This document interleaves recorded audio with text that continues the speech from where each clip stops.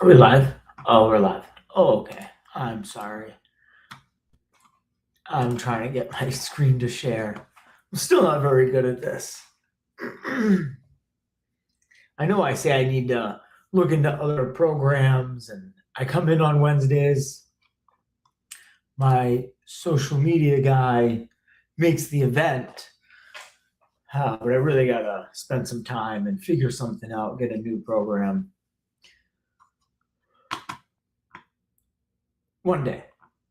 It works. We had issues. We've had issues, different issues through different times. Like it auto disconnected Facebook on its own. The comments, I wasn't getting them in the beginning, and I got them on a few. And every time I have to turn on like show comments on stage, oh, that's cool. That might be a little bit better. I don't know what's better. Nope. Something like this, maybe side by side. It'll be cool when you get more guests. We're going to have some guests soon. I've talked to a few people. I don't know how I'm going to do it.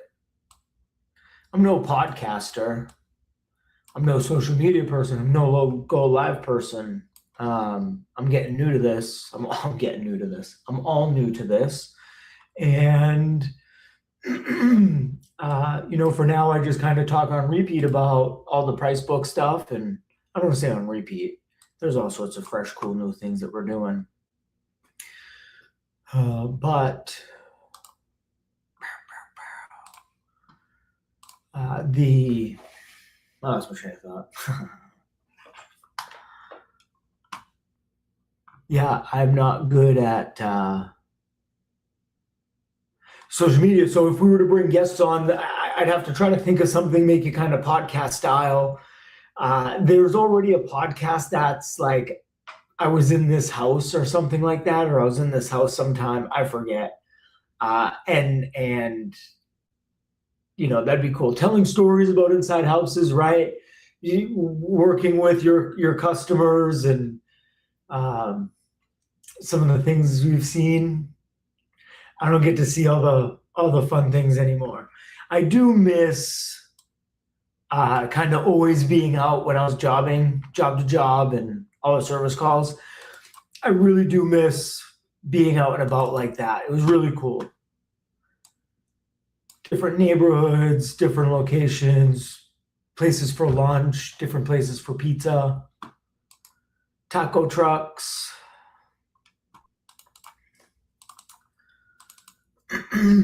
I don't get to see much of that anymore behind the desk. In between plumbing and Pricebook Ninjas, when I was doing Field Edge, I traveled in my van for 2 years. That was really cool. I did not lose my price book. Okay, so spreadsheet. We're going to bring this up and we're going to talk about the spreadsheet a little bit. The spreadsheet helped build Pricebook Ninjas. I was very lucky in the sense in how I was able to build this business. I got shot down at Field Edge for the 100th time. Right? It is a huge company. They're not going to listen to me. I'm just a number in the office. I tried like hell. And one of the times when I started building this, I talked with my manager, either way. So I was able to get started with absolutely nothing but an idea with Pricebook Ninjas. I'll tell you when it dawned on me, it was Ashley told me she was pregnant with Theo. I knew I needed to do something, so I immediately started helping a friend running some calls. I was running calls in the afternoon from 3 o'clock on after I'd stopped working at Field Edge. And anytime I could, I would come and put information on a spreadsheet. It was just where I started to log it. And as I got better with it, I built onto it. And the spreadsheet tremendously helped. I mean, it was the idea. It was the idea that did it. It was my knowledge. I needed my vessel.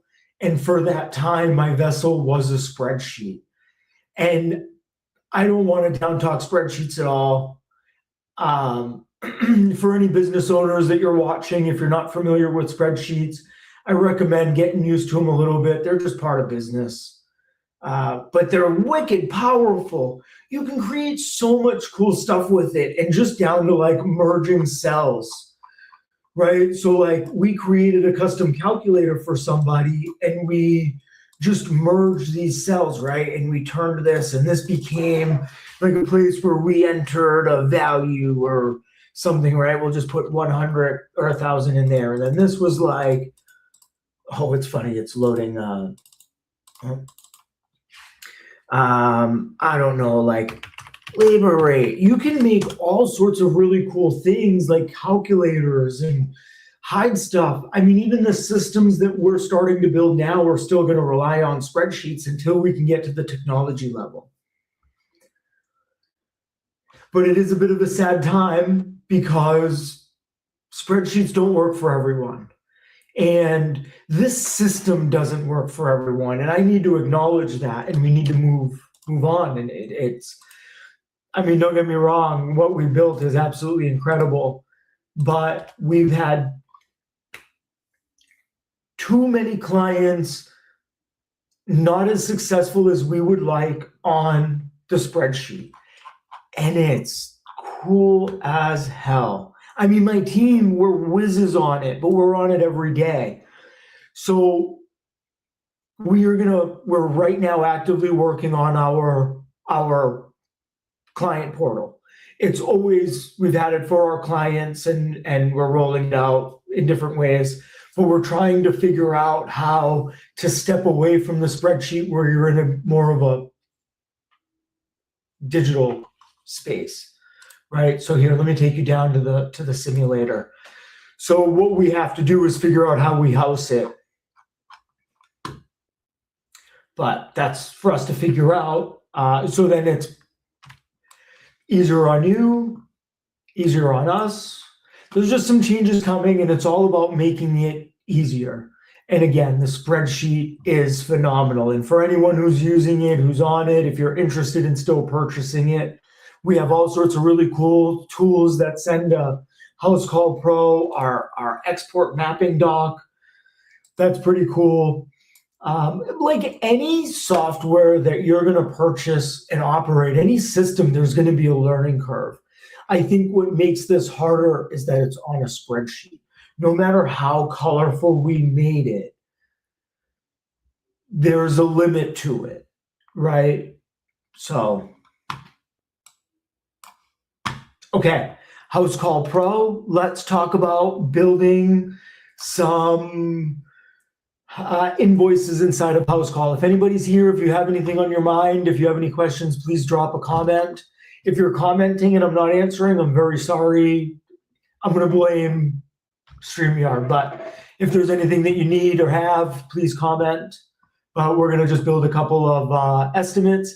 If you're in a specific trade and you'd like to see them, I'm going to start with plumbing, just it's my jam. But if you're a specific trade, well, whether if you're a trade, just drop your trade in the chat. That's fun. It's the first time I did that. Right, when you're like seeing the lives, put where you are. Okay, so when you're doing an invoice or estimate, you're going to be in the customer, and we're going to go into our test. I have a lot of stuff in here. I probably need to clean it up some. Oh, nope, those are the notes. Estimates, we just have a ton from what we're doing. We're building out a few today, and this one is fresh in my head because I was explaining, oh, nope, this is the water heater. This is a good one too. We can't cancel it out. Who cares? These are the templates.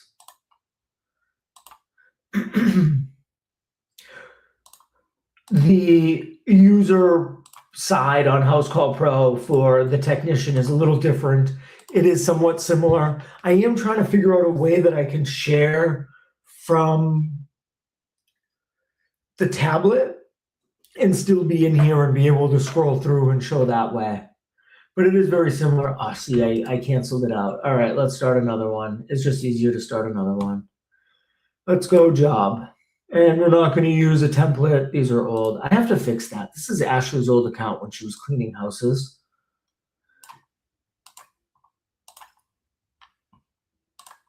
And I've been in control of it for a long time. Okay, so your technician would be here in the invoice section, and we need to add services to this book. So our fresh one today, because one of my newest guys, they're not a tradesman, so I was explaining to them a yard hydrant. We had a client who requested a yard hydrant, and we wanted to talk to him about or ask questions. They submitted it by email. So our natural way of trying to figure this out from the client is, how do they want it? As a direct replacement, potentially replacing a foot or two of pipe under the ground, or a new installation. They wanted a direct replacement. And what our client responded was, if they want to use and do a new install, they'll use a pricing matrix.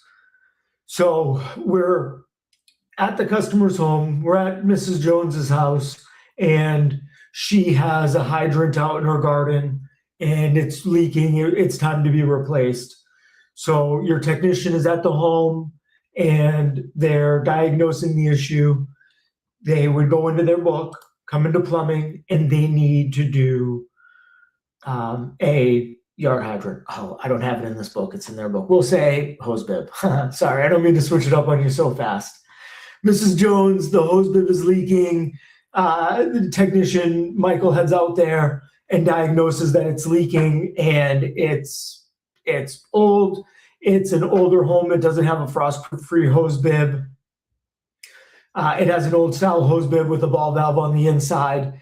And Michael, the technician, can create new estimates where he offers a replacement of the system that Mrs. Jones has, or put in a frost free. And let's say maybe there's some like piping, or as an option, there could be a length of pipe that should be replaced. It's galvanized steel or something, and you want to give that recommendation. So the first option here is, it's in a basement with exposed piping. So we'll go with the frost-free hose bib.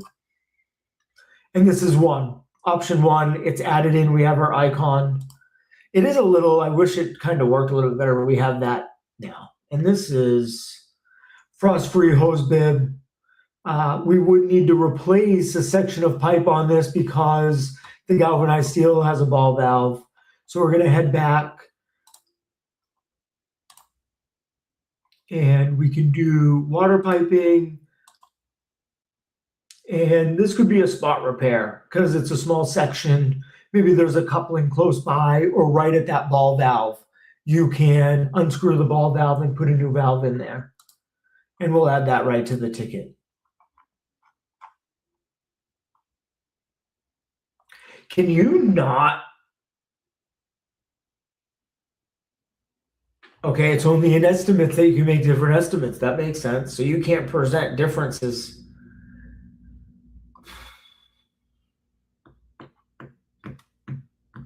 How are companies running calls if they're doing jobs? And I understand, because I've heard this, when you're running a job, or that they make every job or every service call a job, and they put their dispatch fee on there.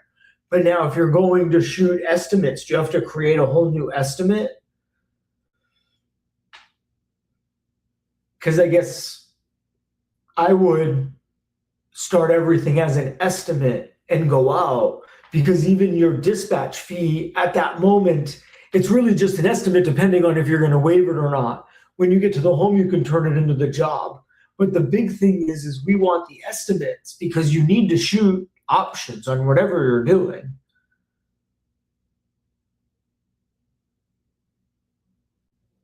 If you're walking into a house with one job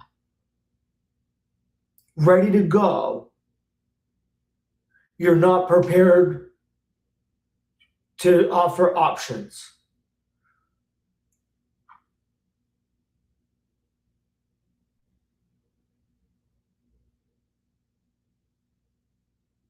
What are we doing? Are we creating a new estimate? Sorry, guys, I'm just thinking about this. I'm not in the field. I'm not a user. I just show. And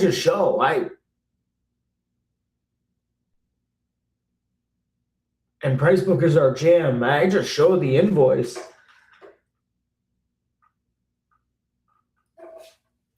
But if that's the case, all right, well, I don't need to keep thinking. I'll think about this later.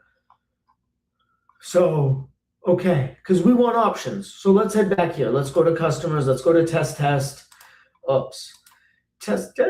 estimate. And now we're going to have our options. And you always want to be offering options.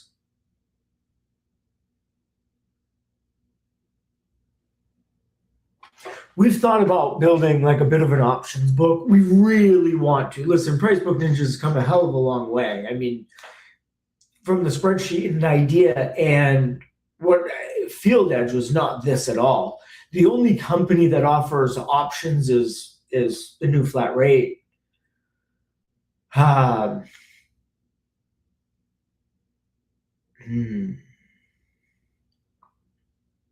Because options are big. When you go to the home, whatever you're looking at, just that job needs the options. You want to let your customer have the options of what that job is that day. Don't just say, this is what needs to be fixed.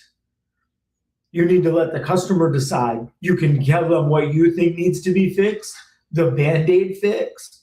Right, Joe Crisera is saying 5 options. You don't need 5 options. And I'm not saying, and I don't think Joe Crisera is saying either 5 options on the same thing. You want to produce estimates and options for other parts in their house. Oh gosh, I'm disappearing in the matrix.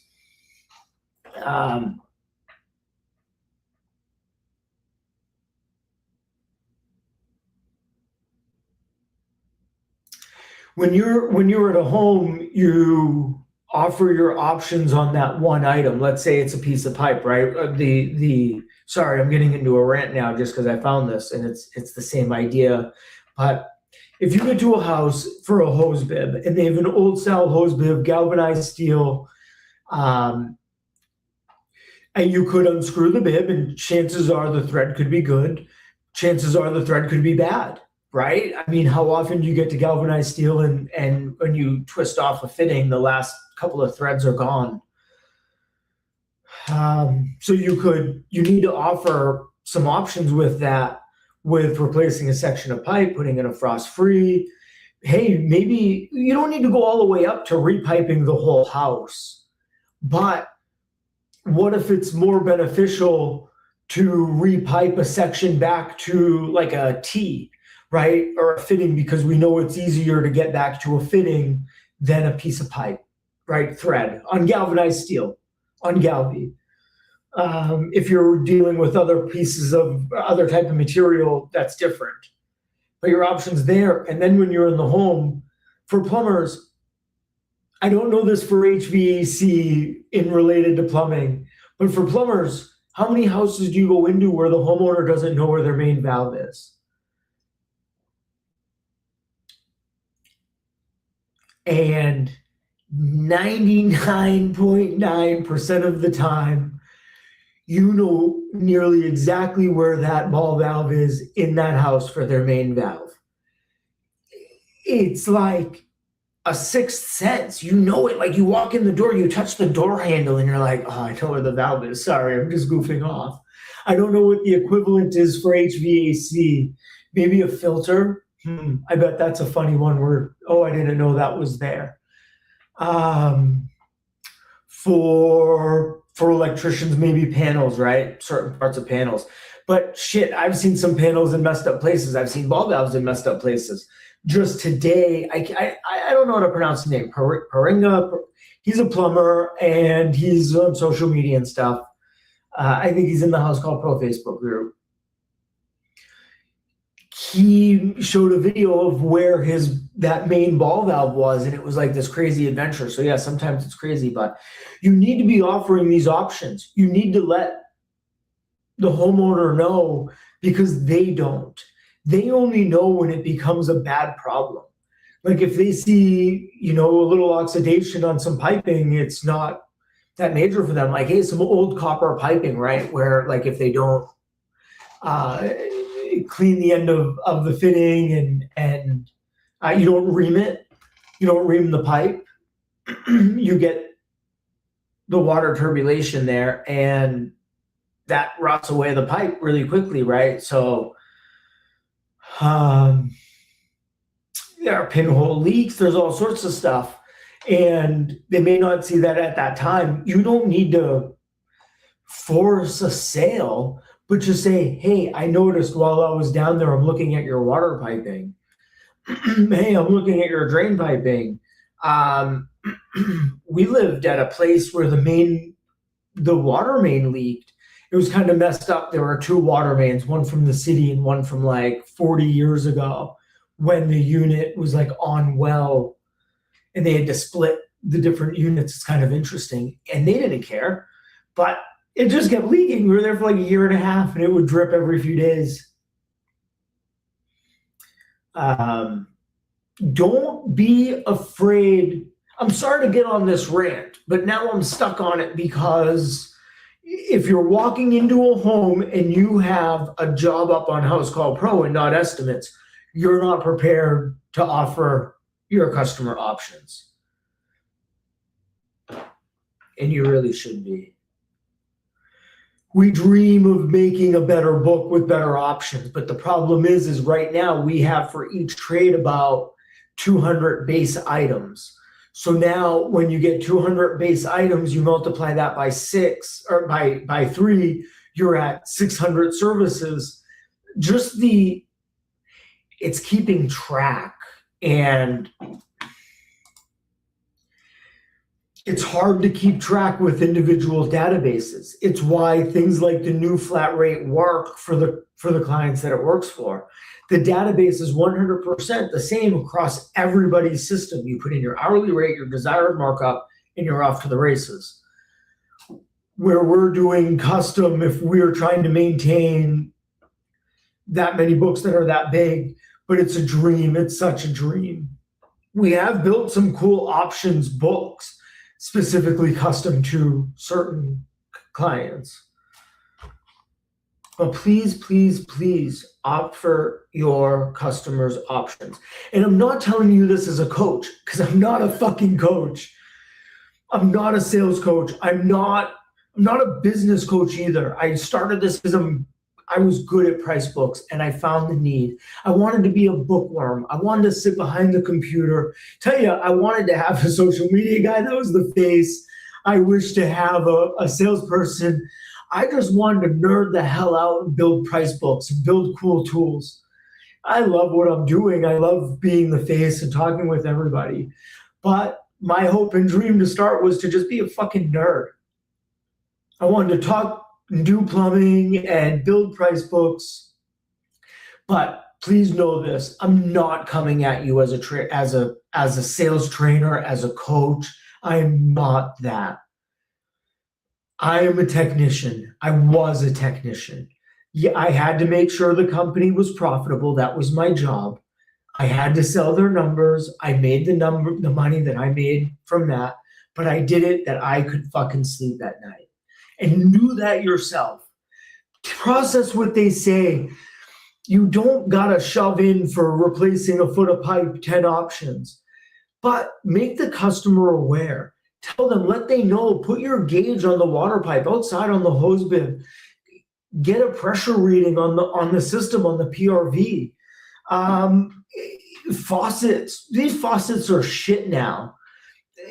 They'll start to leak because of too much water pressure, right? Nobody knows. The customer's not gonna be like, I'm gonna go test my water pressure today. Fuck no. There used to be a software called Skyboss, and I gave them shit. I signed up. It wasn't Service Titan, and I wanted Service Titan. I couldn't afford it. But one thing Larry had on there was a checkbox for water pressure. So you had to check that. Offer your options. You don't need to be salesy. You don't need to push it. You recommend. You're the professional. You've spent years here. Years. So Sorry, I'm getting all worked up. I'm like all fired up right now. I want to go run a call. It's been some time since I ran a service call. I was the backup handling the like overage and late call let's see, almost 2 years ago to date was when Ashley told me she was pregnant with Theo in August. I don't know the exact date. And at this time, 2 years ago, I was chilling, living in a pretty cool town at one of those mall complexes.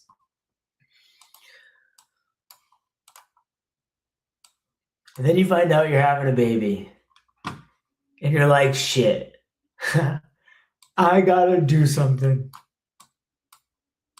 All right, everybody, I'm gonna end it here. Sorry, I didn't continue. I ranted the whole time. Sorry, I know I kept talking about plumbing, HVAC, offer your options, refresh, your system refreshes, your system refreshes. This is a good one, and we have to figure out how to put this in. This is a good way to offer options. If you're there replacing one item, like if the spark igniter goes bad, chances are there's other items that can go bad soon that you can offer your customer the option. Don't think that you're fucking them over by saying, hey, I'm going to offer you 3 or 5 part options. No, not at all. Don't go there and say, I'm just going to change the spark igniter because this is all that's broken. No, what's broken is the thought process. And I'm not saying this to be a salesperson. I'm saying this as a technician.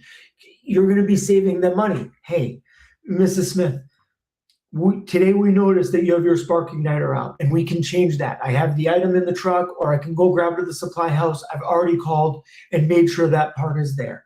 Your system is X amount of years old. We're here today, and we do have the option that we can replace a couple of other items that in the past or are known to go bad at a certain time frame. We do offer the single part that's broken today. We do also offer these 3 and 5 part system refreshes that we replace a few important parts in your system that today we make them new. What this will do is it could keep us out of your house longer, and it could save money on a service call soon. And that's all you have to say. There's no pressure in that. At least I don't believe there is. I had my brother, I'm not going to say the company, but fucking shitbags. Listen, I'm not going to try to, because I got to try to partner with some of these people. This kid fear-mongered the shit out of me. He fear-mongered the shit out of me. I opened the door and said, hey, I'm Dave. I'm Antonio's brother. Hey. And we start talking, and I say, hey, I was in the field for 10 years. Like, I do this. I did boilers, all that stuff. Let's take you down there. I did plumbing. I was a manager, sales, all that stuff. Within 5 minutes, he's fear-mongering me about. So they sold my brother-in-law a maintenance plan on the boiler. And I'm not gonna, so they get there, but it wasn't a maintenance plan. They sold a cleaning. It was a one-time cleaning and tune-up. And it was pricey. They get there, and there was the next level of, we did this, and there's the next level. And I don't really agree with that, right? But he was fear-mongering me of that you need to do this, that it could cause in the middle of the night, that this stuff could go out if it's not done. And I was like, bro, can you stop for a moment? And I said flat out, please stop fear-mongering me, bro. I'm a technician. I am here. And he kept going, and then he doubled down. And then I said, get the fuck out of my house. It wasn't even my house. It was my sister and brother-in-law's. I couldn't handle it. Don't fear-monger. You don't need to fear-monger. Yes, you've seen catastrophic stuff. I've seen catastrophic stuff. Fuck the hundreds and thousands of dollars, the stuff that we've seen broken. I accidentally flooded a house.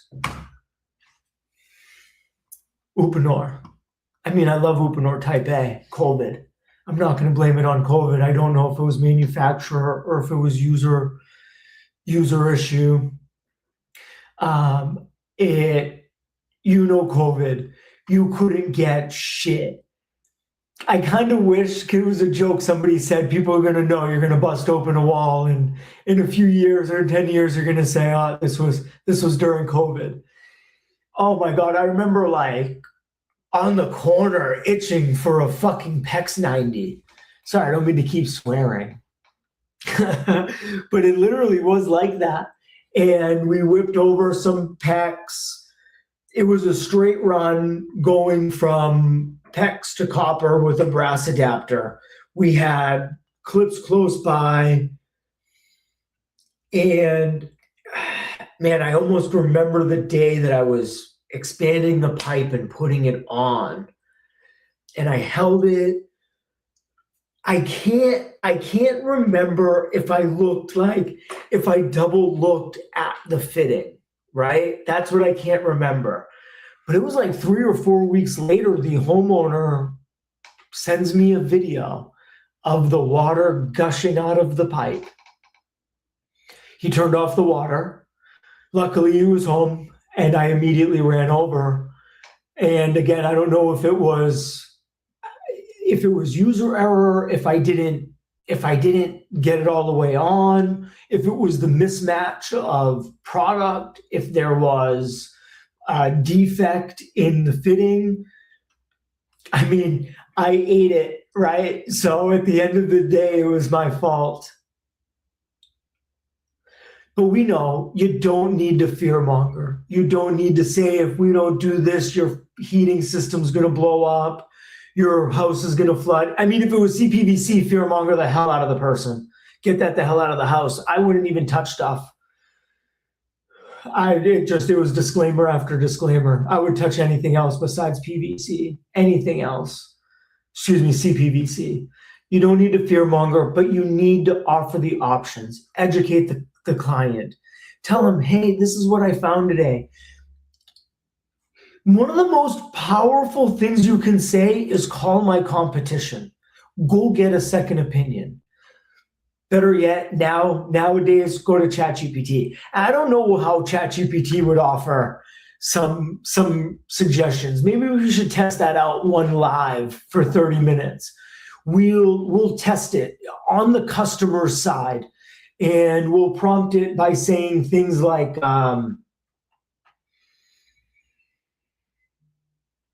if a customer was at my house, or if an HVAC guy was at my house and he gave me the options of 1-part, 3-part, or 5-part system refresh, and he told me to go check with ChatGPT. I'd love to see what that,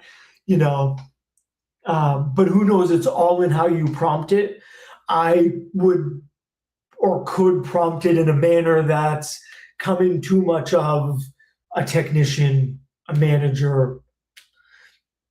We're going to put in salesperson, price book builder. So my prompt might be influenced. But I would say offer your options, educate, don't be pushy. Don't be pushy. One of the biggest things that I say here with Pricebook Ninjas when a new client comes on or a prospective client comes on is we'll send you the information, check out our YouTube videos. We're not going anywhere when the time is right for you. We can't do that a lot of the times in the trade because the time is right now. We're there at the house, the service needs to be provided. But if it's a big ticket item, offer the options, but always offer your options. Sorry, I'm gonna keep ranting. All right, we're past the time. If anybody's here, if you have any last things, drop it in the chat. And if you need anything, reach out by message. We have our videos on YouTube that are pretty good. We'll figure out what we're gonna do for next week. Thank you all so much for joining, and we'll see you then. Bye-bye.